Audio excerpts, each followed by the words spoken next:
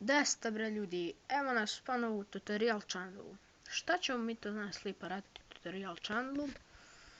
Pa pokazat ću vam jedan od najboljih programa za snimanje igrice ili bilo čega drugoga na vašem Android uređaju. Evo vidite, to je taj program.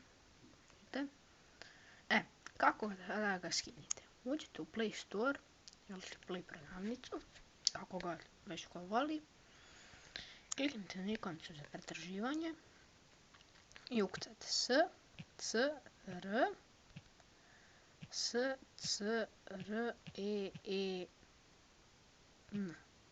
To ukucate i pretražite.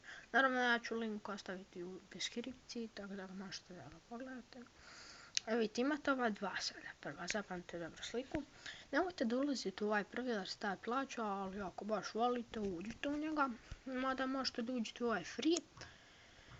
I kada uđete u njega, sad će da uđe, vidite, ja sam taj program već instalirao, trenutno snimam preko njega, tako da vi samo kliknite instalira i program će vam se instalira. Evo vidite, to je slika, vidite.